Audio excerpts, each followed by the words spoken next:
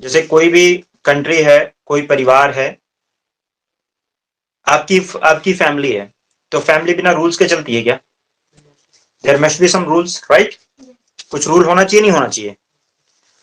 तो बिना rules and regulation के तो फैमिली तक नहीं चलती है, और ये इतना बड़ा देश है कि नहीं? सो इस देश को चलाने के लिए there must be some rule and regulation, right? तो वो जो रूल एंड रेगुलेशन है वो हमारा क्या है? कॉन्स्टिट्यूशन है। क्या है? जिससे हमारा हाँ तो भाई एक कंट्री का निजाम अगर चलाना है, एक कंट्री का अगर वो चलाना है, सिस्टम चलाना है, तो you must have a law होना चाहिए, और एक रिटन कानून है तो और अच्छा है ना? कि रिटन वे में सबको पता है कि क्या वेल डिफाइंड कानून होना चाहिए कि किसकी क्या पावर्स हैं। तो जैसे प्रेसिडेंट है हमारे यहाँ, उसकी क्या पावर्स हैं, प्राइम मिनिस्टर है तो उसकी क्या पावर्स है, कैसे हमारे यहाँ डेमोक्रेसी काम करेगी, हमारा देश चाहता क्या है। कॉन्स्टिट्यूशन का सारी फिलोसफी के बारे में एक इंट्रोडक्शन है, सैलिएंट फीचर्स हैं उसके, ठीक है, कि कॉन्स्टिट्यूशन है क्या एग्जैक्टली, राइट? तो उसके सैलिएंट फीचर्स के ऊपर ये आप स्लाइड खोल लीजिए, सैलिएंट फीचर वाला introduction, salient feature of constitution. मैं स्लाइड शेयर कर दे रहा हूं आपको। ओके, तो हमारा जो कॉन्स्टिट्यूशन है इसके में देखो क्या है। दिस कॉन्स्टिट्यूशन, इसके अंदर आपका प्रियम्बल है, right? This preamble is known as the philosophy of Indian constitution. क्या बोलता है इसको? Philosophy of Indian constitution, right? ये फलसफा है इंडियन कॉन्स्टिट्यूशन का, फिलोसफी है। फिलोसफी का मतलब क्या होता है, हम इसे चाहते क्या है, दैट इज, ठीक है, that is given in this part, preamble. दूसरा हमारा क्या है, पार्ट वन। पार्ट वन से लेकर और पार्ट 22 तक कि इसमें 22 पार्ट्स हैं, एक से लेकर 395 आर्टिकल्स हैं, दिख रहा है? वन से लेकर 395 आर्टिकल। आप लोगों ने कहीं कहीं सुना ये होगा कि 450 से ज्यादा आर्टिकल है इस वक्त, सुना है? सुना है ना? या 460 आर्टिकल है ऐसा, तो वो नंबर्स में है। ठीक है, कहीं 65 लिखा हुआ है, कुछ भी लिखा हुआ है, तो वो जो नंबर बढ़े हैं वो आपको कैसे दिखेंगे? नंबर में, काउंटिंग में। लेकिन आपको कहीं भी 395 से ज्यादा आर्टिकल नहीं दिखेंगे, वो एबीसी करके बढ़ा है, जैसे 51A, 243A, समझ रहे हो ना? इस तरह से बढ़ा है। उसके अलावा हमारे पास शेड्यूल्स हैं, शेड्यूल देख रहे हो? ये शेड्यूल, शेड्यूल का मतलब क्या होता है? लिस्ट होती है, ठीक है। सो वी हैव, क्या क्या है हमारे पास? हमारे पास है, बताओ भाई क्या क्या है? वी हैव प्रियम्बल, ठीक है। Preamble, that is the philosophy of Indian Constitution. That is what it reads as: we the people of India, having solemnly resolved to constitute India into sovereign, socialist, secular, democratic republic, and to secure to all its citizens justice, social, economic, political, liberty of thought, expression, belief, faith, and worship, equality of status and opportunity, and to promote among them all fraternity, assuring the dignity of the individual and unity and integrity of the nation. In our Constituent Assembly on this day of 26 November 1949, to hereby adopt, enact and give to ourselves this constitution. ये preamble है, ये हमारा फलसफा है कि हम लोग क्या चाहते हैं इस कॉन्स्टिट्यूशन से, ठीक है। उसके बाद में ये पार्ट्स हैं, जैसे पार्ट की बात करेंगे तो 1 से लेकर और 395 आर्टिकल्स को हमने 22 पार्टों में, 22 पार्ट में डिवाइड किया है। कितने पार्ट्स में? 22 पार्ट्स में। इसमें से पहला पार्ट जैसे है वो क्या बात करता है कि वो यूनियन और उसकी टेरिटरीज के बारे में बात करता है। India, article 1, India that is Bharat shall be the union of state. Article 2, admission of the new state. Article 3, changing the boundary and the name of the state. 4, this, अगर फंडामेंटल राइट, अगर अगर अगर जो है इनको चेंज करना हो तो कोई कॉन्स्टिट्यूशनल अमेंडमेंट की जरूरत नहीं है। अगर नाम वगैरह चेंज करना हो तो कोई कॉन्स्टिट्यूशनल अमेंडमेंट की जरूरत नहीं है, ये आर्टिकल 4 कहेगा। मतलब कॉन्स्टिट्यूशनल अमेंडमेंट अंडर आर्टिकल 368 के अंदर जरूरत नहीं है, राइट? ये कहता है, गेटिंग? तो ये हमारा जो है उसके बाद में हमारा शेड्यूल होता है। तो हमारे जब कॉन्स्टिट्यूशन बना था ना तब 8 शेड्यूल थे। कितने थे? 8 शेड्यूल। अभी कितने हैं? 12 शेड्यूल, ठीक है। फर्स्ट शेड्यूल जो आया है वो फर्स्ट शेड्यूल, 8 शेड्यूल थे। फिर फर्स्ट कॉन्स्टिट्यूशनल अमेंडमेंट के अंदर 1951 के अंदर कौन सा आया है? फर्स्ट 9th शेड्यूल, ठीक है। कौन सा शेड्यूल? 9th schedule. फिर 10th शेड्यूल जो आया है वो 1985 में है, 1985 के अंदर 52nd कॉन्स्टिट्यूशन अमेंडमेंट, ठीक है, क्लियर है। उसके बाद फिर हमारा जो है कौन सा आया है? Panchayat and vote, 73rd and 74th constitution amendment 1992 के अंदर। तो ये 12 शेड्यूल, आज हमारे पास 12 शेड्यूल है। और उसके अलावा दुनिया भर के कॉन्स्टिट्यूशन अमेंडमेंट हो चुके हैं, आपको पता है, ठीक है। 100 से ज्यादा कॉन्स्टिट्यूशन अमेंडमेंट हो चुके हैं हमारे, है ना। तो 101वां जो कॉन्स्टिट्यूशन अमेंडमेंट था, याद करो 103(4) कितने, ठीक है। तो 101वां जो था वो जीएसटी वाला था, जो मैंने बताया था जीएसटी के लिए हुआ है ना, समझ रहे हो। तो इस तरह से अभी कई सारे कॉन्स्टिट्यूशन अमेंडमेंट हो चुके हैं। 99th अमेंडमेंट के ऊपर क्वेश्चन आया हुआ है। 99th कॉन्स्टिट्यूशन अमेंडमेंट का में क्या था, एनजीएसए, नेशनल जुडिशियल अपॉइंटमेंट कमीशन, याद है। तो ये सब यहाँ पे, हाँ वो बाउंड्री वो, तो इसको कर सकते हो आप। समझ में आ गई बात, क्लियर है, आसान है या टफ है, आसान है। तो ये वाली देख ली। अब हमारा सैलिएंट फीचर है कॉन्स्टिट्यूशन का। सैलिएंट फीचर में देखो क्या है, हमारा जो कॉन्स्टिट्यूशन है वो क्या है, हमारा कॉन्स्टिट्यूशन क्या है, कॉन्स्टिट्यूशन है, लेंदियत है। लेंदियत का मतलब क्या है, सबसे बड़ा कॉन्स्टिट्यूशन आज तक का। भाई साहब 1949 के अंदर जब बना था कॉन्स्टिट्यूशन, तो उसके अंदर हमारा एक प्रियम्बल था, राइट। 395 आर्टिकल्स थे, 22 पार्ट में इसको डिवाइड किया गया था 8 शेड्यूल में। उसके बाद 2016, अभी प्रेजेंटली नहीं, आप 2016 नहीं, अगर आज के दौर में भी देखा जाए तो आज हमारे पास 365 से भी ऊपर आर्टिकल्स हैं, टोटल 25 पार्ट्स हैं, 12 शेड्यूल्स हैं, है कि नहीं है। और दुनिया भर के अमेंडमेंट हो चुके हैं, राइट, बहुत सारे अमेंडमेंट हो चुके हैं। तो ये हमारा मतलब वो है फलसफा। रख दो, रख दो, क्या दिक्कत है, ओके। उसके बाद क्लियर है भाई, ऐसे हमारे दुनिया भर के अमेंडमेंट हो चुके हैं, बहुत सारे अमेंडमेंट हो चुके हैं, यानी हम चेंज कर चुके हैं बहुत बार कॉन्स्टिट्यूशन को, राइट। क्लियर है भाई, तुम्हें समझ में आ रहा है मियां, वेरी गुड। उसके बाद में देखो सैलिएंट फीचर के अंदर दूसरा पॉइंट, बहुत सारे सोर्सेज से इंडियन कॉन्स्टिट्यूशन बना है, बिल्कुल बहुत सारे सोर्सेज हैं। कौन कौन से बहुत सारे सोर्सेज हैं, जरा उसमें कुछ बात बताओ मुझे, कौन कौन से सोर्सेज हैं। बहुत सारे सोर्सेज से लिया गया है। 75% of your constitution is taken from government of India act 1935, है कि नहीं है। पार्लियामेंट्री प्रोविजंस हैं, और क्या नाम है आपका, जो मेन इलेक्शन वगैरह के प्रोविजंस हैं, वो सब कहां से लिए गए हैं, वो सब आपके मेन जो प्रोविजंस हैं वो सब कहां, ब्रिटिश कॉन्स्टिट्यूशन से, ठीक है, ठीक है। उसके अलावा जो आपके मतलब जुडिशरी वगैरह का कॉन्सेप्ट है, फंडामेंटल राइट का कॉन्सेप्ट है, यूएसए से लिया गया है। प्रियम्बल की लैंग्वेज ऑस्ट्रेलिया से ली गई है, ठीक है। और डीपीएसपी वगैरह यूएसएसआर से लिया गया है, आयरलैंड से उसने लिया है, ठीक है, आयरिश कॉन्स्टिट्यूशन से लिया गया है, ठीक है। तो इस तरीके से मतलब है, तो इस तरीके से है। उसके अलावा हमारा कॉन्स्टिट्यूशन जो है ये क्या कह रहा है कि रिजिड भी है और फ्लेक्सिबल भी है, यानी कुछ पार्ट्स तो हम इसको बड़े आसानी से चेंज कर सकते हैं, राइट। जैसे कि सिंपल मेजोरिटी से चेंज कर सकते हैं, सिंपल मेजोरिटी, बस 50% ज्यादा मेजोरिटी हो जाएगा कुछ प्रोविजंस। और कुछ प्रोविजंस के लिए हमें क्या करना होता है पता है, 2/3 मेजोरिटी, स्पेशल मेजोरिटी चाहिए होता है, राइट। कुछ हो तो 50% से भी हो जाएगा, लेकिन कुछ के लिए 2/3 मेजोरिटी चाहिए, स्पेशल मेजोरिटी चाहिए, ठीक है, तब जाके होगा, नहीं तो नहीं होगा। गेटिंग, तो आसान है। तो बहुत ज्यादा मतलब फ्लेक्सिबल भी है, कुछ चीजों में तो बहुत फ्लेक्सिबल है और कुछ चीजों में बहुत ज्यादा रिजिड है, जिसको, और सबसे ज्यादा रिजिड है बेसिक स्ट्रक्चर के लिए, कि उसको चेंज ही नहीं कर सकते आप, राइट। बेसिक स्ट्रक्चर जो कॉन्स्टिट्यूशन के उनको चेंज नहीं कर सकते। उसके अलावा हमारा जो है, हमारी जो कंट्री है, हमारा जो कॉन्स्टिट्यूशन है वो फेडरल सिस्टम है और यूनिटरी बाइज्ड है। फेडरल सिस्टम और यूनिटरी बाइज का मतलब क्या हो, समझे आप। फेडरल सिस्टम का मतलब ये होता है कि कई सारे स्टेट से मिलकर एक यूनियन बनाया गया है, ठीक है। कई सारे स्टेट से एग्रीमेंट हुआ है और उससे सारे स्टेट मिलकर बने हैं, ठीक है। लेकिन क्योंकि हमने, हमारा यूनिटरी बायस है, यानी कि सेंटर के पास ज्यादा पावर है, तो हम लोग क्या है, यूनिटरी बायस्ड है। फोर्थ पॉइंट समझ में आया। उसके बाद में पार्लियामेंट्री फॉर्म ऑफ गवर्नमेंट है। पार्लियामेंट्री फॉर्म ऑफ गवर्नमेंट की डेफिनेशन क्या होती है, what do you understand by the parliamentary form of government, क्या समझ में आता है पार्लियामेंट्री फॉर्म ऑफ गवर्नमेंट से, क्या होता है, बोलो भाई।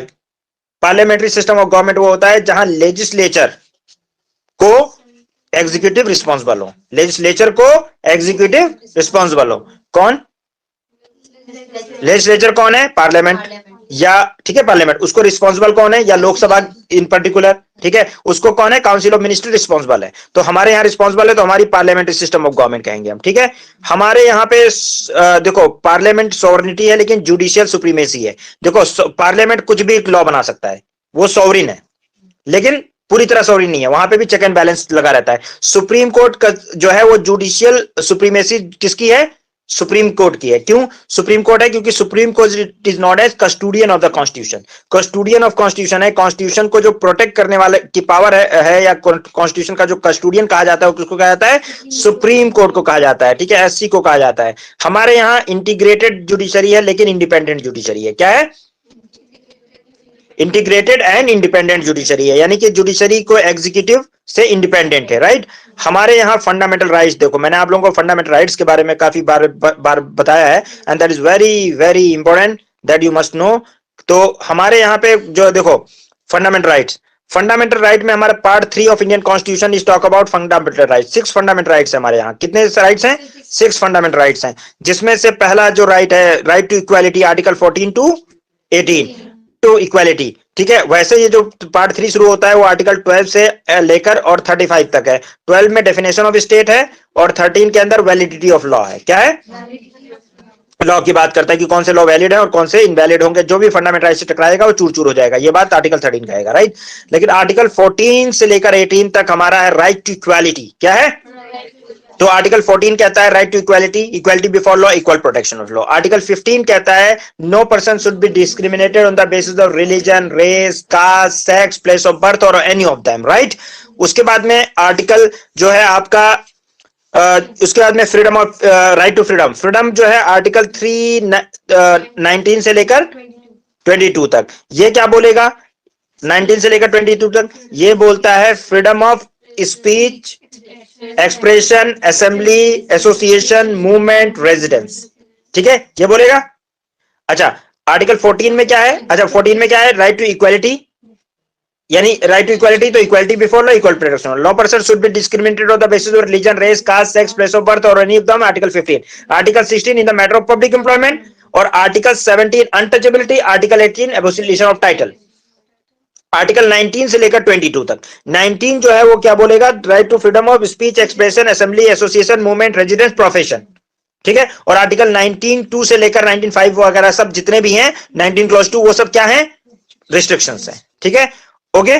आर्टिकल 19(20) कहता है x post facto law, double jeopardy, self incrimination, यानी कि आप किसी को अपने खिलाफ गवाही देने के लिए मजबूर नहीं कर सकते, अपने आप को गवाही देने के लिए मजबूर नहीं कर सकते, सेल्फ इंक्रिमिनेशन, ठीक है। अगर क्या कहता है डबल जियोपार्डी, तो इसका मतलब क्या है? एक ही इंसान को 2 बार सजा नहीं दे सकते। एस पोस्ट फैक्टो लॉ बोलता है तो इसका मतलब क्या है कि पहले से अगर कोई मतलब किसी को कोई क्राइम किसी ने किया है तो जिस डेट पे जो क्राइम की सजा है वही मिलेगी, यानी कि आप कल क्या नाम है, क्राइम की सजा बढ़ा के फिर आप उसको सजा दे दो, मतलब कल कानून चेंज हो गया, हाँ आप कम कर सकते हो लेकिन ज्यादा नहीं कर सकते। सो ये जो है आपका किसमें है? आर्टिकल 20 के अंदर। 21 right to life and personal liberty, article 20 arrest and detention वगैरह के बारे में। आर्टिकल 22 जो है अरेस्ट एंड डिटेंशन में 2 तरह से, एक पनिटिव एंड दूसरा प्रिवेंटिव। अगर किसी को अरेस्ट भी किया है तो कैसे अरेस्ट करोगे? आप अरेस्ट करोगे, उसके नियर डियर फ्रेंड को बताओगे, ठीक है, क्या करोगे? फ्रेंड को बताओगे, उसकी फैमिली को बताओगे कि मैं किस ग्राउंड पे अरेस्ट कर रहा हूं, कहां लेके जा रहा हूं, क्या है, उसका मेडिकल एग्जामिनेशन कराओगे। क्या कराओगे? मेडिकल एग्जामिनेशन कराओगे, उसको मारा पीटा तो नहीं है। फिर 24 घंटे के अंदर मजिस्ट्रेट को पेश करोगे। अगर मजिस्ट्रेट आपको दे देता है पुलिस कस्टडी तो पीसी तो आप ले लोगे, और नहीं देता है तो उसको आपको बेल देनी पड़े, बेल दे देगा, ठीक है। इस तरह से फिर राइट अगेंस्ट एक्सप्लॉयटेशन है आर्टिकल 23 से लेकर 24 तक। राइट अगेंस्ट एक्सप्लॉयटेशन, एक्सप्लॉयटेशन का मतलब समझते हो ना, कि किसी बंदे को, जैसे मतलब आर्टिकल 23 कहता है किसी के साथ फोर्स लेबर नहीं करवा सकते, ठीक है, किसी से आप इनह्यूमन प्रैक्टिसेस नहीं करा सकते, आप किसी को बाउंडेड लेबर नहीं करा सकते, ठीक है। और इसी तरीके से 24 जो है वो चाइल्ड लेबर की बात करता है, प्रोहिबिशन ऑफ चाइल्ड लेबर। फिर फ्रीडम ऑफ रिलीजन आर्टिकल 25 से लेकर 28 तक। ये क्या कहता है? Freedom of conscience, free profession, practice and propagation of your religion, ठीक है, ये इंडिविजुअल का है। 26 जो है वो उसके लिए है, क्या नाम है, आपका ग्रुप के लिए है, ठीक है, यानी कि मैनेज, आपको अपने रिलीजियस अफेयर्स मैनेज करने का पूरा अधिकार है। 26 बोलता है। 27 बोलता है कि किसी भी टैक्स का कोई भी पैसा आपका किसी भी रिलीजन को प्रमोट करने के लिए नहीं लगाया जाएगा। 28 बोलता है कि किसी भी गवर्नमेंट फंडेड बाय द कोई भी गवर्नमेंट इंस्टीट्यूशन या कोई भी फुल्ली या पार्शली जो institution funded by the government है उसमें किसी तरह का रिलीजियस इंस्ट्रक्शंस नहीं दिए जाएंगे, ठीक है। 29 के अंदर कल्चरल और एजुकेशनल राइट की बात करती है माइनॉरिटीज की, किसकी? माइनॉरिटीज की cultural education right. 29 general right की बात करता है। 30 एजुकेशन इंस्टीट्यूशन को प्रोटेक्ट करता है, राइट। उसके बाद में राइट टू कॉन्स्टिट्यूशनल रेमेडी है, ये सोल ऑफ इंडियन कॉन्स्टिट्यूशन है, heart and soul of Indian constitution. ये क्या बोलता है कि अगर फंडामेंटल राइट का आपके वायलेशन होता है तो आप डायरेक्टली सुप्रीम कोर्ट जा सकते हो। ठीक है, तो ये आर्टिकल 32 जो है बहुत इंपॉर्टेंट है, ये रेमेडी है आपकी कि अगर फंडामेंटल राइट का आपके वायलेशन करता है कोई तो आप डायरेक्टली सुप्रीम कोर्ट जा सकते हो अगर स्टेट करता है तो। ठीक है, तो ये है आपका। उसके बाद में फिर इसका फीचर है नाइन्थ पॉइंट। देखो नाइन्थ पॉइंट में इसको मैं बोलता है कि directive principle of state policy. ये क्या है, बी आर अम्बेडकर ने इसको नॉवेल फीचर कहा है। क्या बोला है, novel feature of Indian constitution. ये क्या कहता है, ये कहता है कि गवर्नमेंट, ये जस्ट जैसे इसमें आर्टिकल जो है वो ये पार्ट 4 में है, किसमें है, पार्ट 4 के अंदर, और आर्टिकल इसमें 36 से लेकर 51 तक है। इसमें जो बोलेगा ना, इसमें ये बोलता है कि स्टेट को क्या करना चाहिए और क्या नहीं करना चाहिए। फॉर एग्जांपल स्टेट को वेलफेयर पे काम करना चाहिए लोगों के, ठीक है, equality, equal justice, free legal aid, ठीक है, और इन्वायरमेंट प्रोटेक्शन और अर्ली चाइल्डहुड केयर, ये सारी चीजें जितनी भी हैं, इंटरनेशनल पीस प्रमोट करना, वो सब इसी में बात करते हैं। ठीक है, ठीक है। 36 जैसे बोलता है डेफिनेशन ऑफ स्टेट, 37 कहता है this is not justiciable in the court of law, किसमें जस्टिसेबल नहीं है कोर्ट ऑफ लॉ में। 38 बेसिकली जो बात करता है removing the inequality and justice, social economic political justice की बात करता है। आर्टिकल 39 जो है बेसिकली फ्री, ये बात करेगा कि आपको 39 ABC जो है वो क्या बात करता है कि भाई आपको जो है equal pay for equal work है, और कंसंट्रेशन ऑफ वेल्थ एक डायरेक्शन में ना हो, किसी का इकोनॉमिक मतलब हार्डशिप के लिए कोई उसको ऐसा काम ना करना पड़े जो उसके हेल्थ के लिए अच्छा ना हो। इस तरह की जितनी भी चीजें हैं वो सब इसके अंदर 39 में। 40 के अंदर क्या बोलता है, 39A के अंदर फ्री लीगल एड की बात करता है। 40 के अंदर क्या है, organisation of the village panchayat 40 के अंदर है। 41 क्या बोलता है, 41 बोलता है क्या नाम है, जिसको जो जरूरत हो उसको असिस्टेंट दो। फॉर एग्जांपल अगर किसी कोई right to work to education and क्या नाम है, right to work to education and public assistance, है ना, राइट टू वर्क उनको दो जो काम कर सकते हैं, जो काम नहीं कर सकते उनको क्या दो, जो काम नहीं कर सकते उनको पब्लिक असिस्टेंस दो, है ना, बच्चों के एजुकेशन पे फोकस करो, ये सारा कहेगा। 41 42 क्या कहता है, just and human condition and maternity relief की बात करता है। 43 क्या करता है, participation of the worker in the management से शुरू होता है लेकिन लिविंग वेजेस की बात 43 लिविंग वेजेस की बात करेगा। 43A क्या कहेगा कि participation of the worker in the management, and 43B क्या कहेगा कि कोऑपरेटिव जो सोसाइटीज हैं उसमें वो बनाई जानी चाहिए। ठीक है, और उसमें कोऑपरेटिव सोसाइटीज की बात करता है ना कि लोगों को के वेलफेयर के लिए कोऑपरेटिव सोसाइटीज को प्रमोट किया जाना चाहिए, राइट। और उसके बाद में 44 यूनिफॉर्म सिविल कोड की बात करता है कि सारे कंट्री में एक ही कानून बना दिया जाए। ठीक है, ये बात करता है ना। 45 जो है वो क्या बात करता है कि अर्ली चाइल्डहुड केयर की बात करता है। ठीक है, अर्ली चाइल्डहुड केयर का मतलब क्या है, आंगनबाड़ी वगैरह, हाँ बिल्कुल बिल्कुल। और उसके बाद में 46 जो है वो क्या बात करता है, SC ST के प्रोटेक्शन, वीकर सेक्शन के प्रोटेक्शन की बात करता है। 47 क्या करता है, कहता है इंटॉक्सिकेंट्स को बैन कर दो, नशेली चीजों को बैन कर दो, है ना। और 48 क्या कहता है, एनिमल हस्बेंड्री, काउ स्लॉटर वगैरह को बैन करो, एनिमल हस्बेंड्री जो है वो करो, है ना। उसके बाद में 48A एनवायरमेंट प्रोटेक्शन की बात करता है। 49 जो है वो मॉन्यूमेंट्स के प्रोटेक्शन की बात करता है। 50 जो है वो आपका जुडिशरी को एग्जीक्यूटिव से अलग करने की बात करता है। और 51 क्या बात करता है, इंटरनेशनल पीस को प्रमोट करने की बात करता है। Are you getting. सो उसके बाद में फिर आपका पार्ट 4A हो जाता है। तो पार्ट 4A क्या बात करेगा, सोचो, फंडामेंटल ड्यूटीज की बात करता है। ये 42nd कॉन्स्टिट्यूशन में स्वर्ण सिंह कमीशन की रिपोर्ट थी। किसकी रिपोर्ट थी, स्वर्ण सिंह कमेटी की रिपोर्ट के बेसिस पर, स्वर्ण सिंह कमेटी की रिपोर्ट के बेसिस पर आया है। किसकी रिपोर्ट ही रिपोर्ट, समझ रहे हो आप। तो क्या आया था ये स्वर्ण सिंह कमेटी की रिपोर्ट के बेसिस पर, कौन से ईयर में आया, 42nd कॉन्स्टिट्यूशन में। आप लोगों के एग्जाम में आ सकता है ये, please keep in mind. 42nd constitution को मिनी कॉन्स्टिट्यूशन भी बोलते हैं। 1976 फंडामेंटल ड्यूटीज आता है, कौन सा article 50 part 4A article 51, part 4A article 51A। ठीक है, इसके अंदर 10 राइट थे, कितने राइट थे, फिर 10 ड्यूटीज थी, और 11वीं ड्यूटीज कब ऐड की गई, 86 कॉन्स्टिट्यूशन। तो ये रिकमेंडेशन थी स्वर्ण सिंह कमेटी की, और 86 कॉन्स्टिट्यूशन अमेंडमेंट के अंडर में इनको एक और ऐड किया गया ड्यूटी। कौन सी ड्यूटी की गई,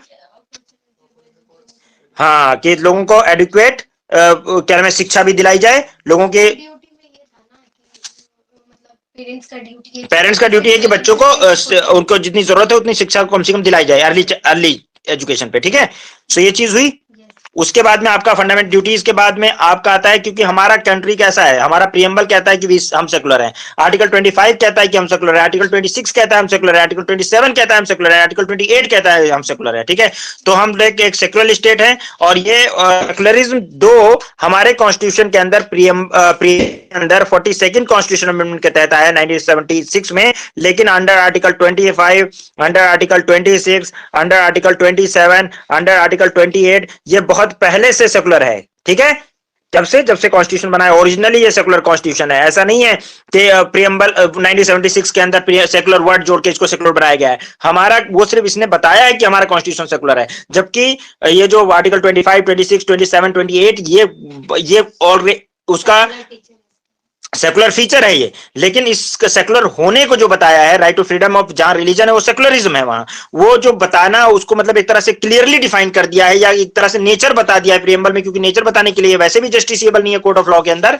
तो इसका मतलब ये मत समझिएगा कि 1976 से ये सेकुलर हुआ है, ये सेकुलर पहले से है, बस उसने उसके फेस पर ट्रेलर में भी सेकुलर डाल दिया है। Preamble is a trailer. कोई फिल्म के अंदर सेकुलरिज्म है, यानी पूरी फिल्म जो है कॉन्स्टिट्यूशन सेकुलरिज्म है, बट उसको फेस पे डालने का मतलब, ट्रेलर में डालने का मतलब है कि प्रियम्बल में लिख देना। तो 1976 में प्रियम्बल में भी लिख दिया गया है, ठीक है। वो जो आपने सुना होगा 1976 के अंदर 42nd कॉन्स्टिट्यूशन में सेकुलर, सोशलिस्ट और इंटीग्रिटी वर्ड आया था, ठीक है, सुना है ना।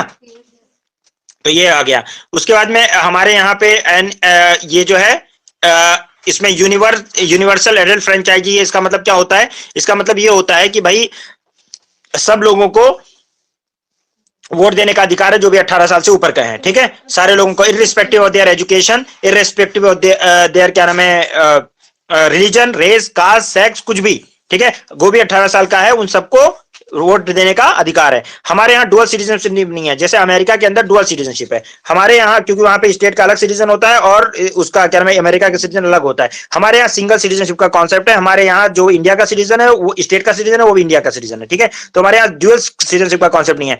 हमारे यहाँ कई सारी इंडिपेंडेंट बॉडीज फंक्शन करती है, जैसे इलेक्शन कमीशन एक इंडिपेंडेंट बॉडी है, controller and auditor general of India CAG under article 148, कौन सा आर्टिकल 148, कैग जो है वो सारी काउंटिंग वगैरह करता है, उसको controller and auditor general of India कहते हैं। यूपीएससी, पीसीएस, ये सब इंडिपेंडेंट बॉडीज हैं जो एग्जाम करवाती हैं, इंडिपेंडेंटली फंक्शन करती हैं। और कुछ ये इलेक्शन कमीशन इलेक्शन कराएगा अंडर आर्टिकल 324, कौन सा आर्टिकल 324, ठीक है। और इसी तरह से आपका, ठीक है, controller and auditor general of India है, यूपीएससी है, ठीक है, यूपीएससी, एसपीएससी, इसमें 315 के बाद जितने भी आर्टिकल्स हैं वो सब यूपीएससी वगैरह के बारे में बात करते हैं, ठीक। तो ये जो है आप समझ रहे भाई, ठीक है। सो ये हमारा जो कॉन्स्टिट्यूशन है, इसके फीचर्स की हम बात कर रहे हैं, तो आपको समझ में आ रहा होगा। इंडिपेंडेंट बॉडीज हैं, इसी तरीके से हमारे पास और भी बॉडीज हैं जो कि काम करती हैं, जैसे कि आपका इंटर स्टेट काउंसिल है जो इंटर स्टेट को लेकर काम करता है, ठीक है, यानी स्टेट में आपस में कोई डिस्प्यूट ना हो तो उसको लेकर काम करता है ना। यूपीएससी है, एसपीएससी है, कैग है, ठीक है, समझ रहे हो ना। इसके फाइनेंस कमीशन है, ये कुछ बॉडीज आर्टिकल 280 के अंदर फाइनेंस कमीशन भी हमारे पास है। ये सारी बॉडीज हैं जो कि काम करती हैं किसके लिए, आपकी कंट्री के लिए, ठीक है। उसके बाद में इमरजेंसी प्रोविजन होता है आर्टिकल, ये जो इमरजेंसी है, इमरजेंसी प्रोविजन, ये कौन सा पार्ट है बताओ, कौन सा पार्ट है इमरजेंसी, आर्टिकल 352 से लेकर 360 तक, कौन से पार्ट में बोलो भाई, पार्ट 18, ठीक है। पार्ट 18 के अंदर जो है आर्टिकल 352 से लेकर 360 तक क्या बात करता है, इमरजेंसी प्रोविजन। इमरजेंसी प्रोविजन का मतलब क्या समझते हो, national emergency, war, external aggression या आर्म रेबेलियन के बेसिस पर आर्टिकल 352 के तहत लग सकता है, ठीक है। प्रेसिडेंट रूल या स्टेट इमरजेंसी जो है वो दो ग्राउंड पे लगती है, एक तो कॉन्स्टिट्यूशनल मशीनरी फेल हो जाए 356, दूसरा स्टेट कंप्लाई ना करे सेंटर के साथ, ठीक है। तो आर्टिकल 365 के तहत इमरजेंसी लग सकती है जिसमें सेंटर टेक ओवर कर लेता है स्टेट को, ठीक है। वैसे स्टेट की अपनी गवर्नमेंट है, लेकिन फिर भी सेंटर टेक ओवर कर सकता है in case of emergency, right. हाँ 360 फाइनेंशियल इमरजेंसी की बात करता है। उसके बाद में फिर देखो यहाँ पे हमारे यहाँ तीन टीयर गवर्नमेंट है। कितनी tier? 3 tier. 73rd and 74th constitution में इस चीज को डाला गया है। इसका मतलब क्या है? What do you understand by this? इसका मतलब ये है, ये 1992 के अंदर, इसका मतलब कि सेंटर के अंदर सेंट्रल गवर्नमेंट, स्टेट में फिर स्टेट गवर्नमेंट स्टेट में, और फिर लोकल लेवल पे हमारा पंचायती राज। क्या है? पंचायत। ठीक है, पंचायत में डिस्ट्रिक्ट से लेकर जिला परिषद, और जिला परिषद जो डिस्ट्रिक्ट लेवल पे, ब्लॉक लेवल पे क्या नाम है, ब्लॉक पंचायत, और फाइनली जो है क्या, ग्राम पंचायत हमारी रूट ग्रास रूट लेवल पे। ठीक है, तो हमारे कुछ बहुत इंपॉर्टेंट अमेंडमेंट जैसे 7th constitution amendment, 42nd constitution amendment, 44th constitution amendment, 73rd 74th, ये लैंडमार्क अमेंडमेंट्स हैं कॉन्स्टिट्यूशन के। ठीक है, और आपको पता है 42nd constitution amendment is known as mini constitution. क्या बोलते हैं? Mini constitution. इससे बहुत बड़ा लैंडमार्क जजमेंट है केशवानंदा भारती 1973, एससी 1987। ये केशवानंदा भारती केस जो है, ये बेसिक स्ट्रक्चर बताता है। ये बोलता है कि आप कॉन्स्टिट्यूशन पूरा चेंज कर लो, लेकिन आप basic structure of constitution change नहीं कर सकते। ठीक है, बेसिक स्ट्रक्चर क्या है हमारा? बेसिक स्ट्रक्चर मतलब सेकुलरिज्म है हमारा, जो है बेसिक स्ट्रक्चर क्या है? सोशलिज्म है हमारा। बेसिक स्ट्रक्चर क्या है? डेमोक्रेसी है, रिपब्लिक होना है। ठीक है, ओके, इंडिपेंडेंस ऑफ जुडिशरी है। ये सब क्या है?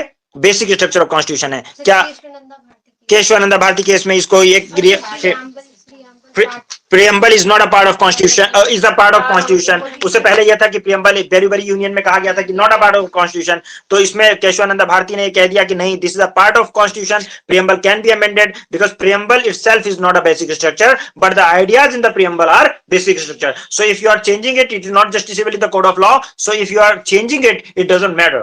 What matters is basically a basic structure should not be changed. So you cannot change constitution such a way so that it can wide up, yeah, it can take away the basic structure of the constitution. Are you getting? Or basic feature of the constitution? Clear? Or we have an amendment provision under Article 368 of Indian Constitution. We can amend any part of Indian Constitution except basic structure of the Constitution. We can amend it by 3 ways. One is by simple majority, and there are 2 other ways under Article 368. One is the basic, one is the special majority, and another is special majority and ratification of the state. Okay, there are 2 ways under Article 368, and there another way of changing the or amending the constitution is simple majority. If anyone is asking this question to whether we can change the constitution, we can amend the constitution by simple majority, yes you can. You can change the constitution by simple majority, but the basic structure constitution cannot be changed by any majority, and some special features are there that can be changed only by the special majority and by the ratification of the state. Are you getting?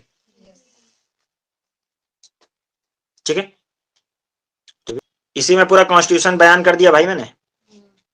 क्या समझ में नहीं आया? हमारा जो parliament, अब part 5 के अंदर 5 चैप्टर भी हैं। ठीक है, अब वो बेसिकली क्या बात करते हैं? Executive, parliament, union executive, parliament, chapter 2। Chapter 3 बात करता है किसके बारे में? Legislative power of the president. Chapter 4 किसके बारे में बात करता है? यूनियन जुडिशरी के बारे में। ठीक है, सुप्रीम कोर्ट वगैरह के बारे में। और पार्ट 5 क्या, चैप्टर 5 इनमें सब चैप्टर हैं, सब पार्ट 5 के अंदर चैप्टर्स हैं। पार्ट 5 चैप्टर 5 क्या बात करता है? कैग के बारे में। सो ये बेसिकली ये बताता है कि प्रेसिडेंट कौन होगा, उसका इलेक्शन कैसे होगा, राइट, चैप्टर 1। और उसमें उसके अंदर अटॉर्नी जनरल की भी बात की गई है, जो सबसे बड़ा लॉ ऑफिसर होता है, बार काउंसिल का चेयरमैन होता है। ठीक है, आर्टिकल 76। ठीक है, ओके, गेटिंग? उसके बाद में फिर आपका जो है हमारा पार्लियामेंट है, उसमें दोनों हाउसेस के बारे में। ठीक है, कि पार्लियामेंट के अंदर जो है लोअर हाउस होता है और अपर हाउस होता है। तो लोअर हाउस कौन सा है? लोकसभा है, हाउस ऑफ पीपल कहते हैं उसको। अपर हाउस कौन सा है? राज्यसभा है। ठीक है, आर यू गेटिंग? समझ में आ रही बात? ठीक है भाई, राज्यसभा का टेन्योर 6 ईयर्स है। ठीक है, और इसका 5 ईयर है। ये सारी बातें, ठीक है, तो ये सारा चीज जो है उसके अंदर है, और कितने मेंबर होंगे, कैसे इलेक्शन होगा, वो सब। ठीक है, उसके बाद में स्पीकर होता है, यहाँ पे चेयरमैन होता है। वो सारी बातें कहाँ है? Part 5 chapter 2 of Indian constitution. ठीक है, ठीक है, अगर आर्टिकल भी याद रखो तो चैप्टर 1 के अंदर 52 से लेकर कितना आर्टिकल है? कहां तक आर्टिकल है भाई? 52 से लेकर 78 तक। ठीक है, 52 से लेकर 78 तक है ना? भूल गए? लिखवाया था मैंने, बताओ। अच्छा चलो कोई नहीं। फिर 79 से लेकर 122 तक पार्लियामेंट, 79 से लेकर 122 तक parliament, chapter 2 of Indian constitution, ठीक है। और 123 चैप्टर 3 123 किसके बारे में, legislative power of the president और ordinance making power of the president, ठीक है। फिर पार्ट 5 में चैप्टर 4 124 से लेकर 147 क्या बात करता है, सुप्रीम कोर्ट या यूनियन जुडिशरी। उसके बाद में फिर जो है आपका 148 से लेकर 151 टैग के बारे में बात करता है, तो ये भी याद रखो। चैप्टर 5 पार्ट 5 चैप्टर 5 तक, तो ये है जो इसके बारे में बात करता है। तो इस सब से ये जो पार्ट्स हैं, ये जो चैप्टर्स हैं, इस तरह पार्ट 6 है, उसके अंदर 6 चैप्टर्स हैं, समझो। तो जब हम इसके बारे में बात करते हैं, जब हम इस बात को समझने की कोशिश करते हैं, तो हमें पता चलता है कि कॉन्स्टिट्यूशन क्या कह रहा है और कॉन्स्टिट्यूशन है क्या, राइट। इसको डिटेल में जब हम देखते हैं, जैसे कि फंडामेंटल राइट्स को तो मैंने आप लोगों को काफी बार बताया रखा है क्या, जैसे कि भाई अनटचेबिलिटी क्या है, कॉग्निजेबल ऑफेंस क्या है,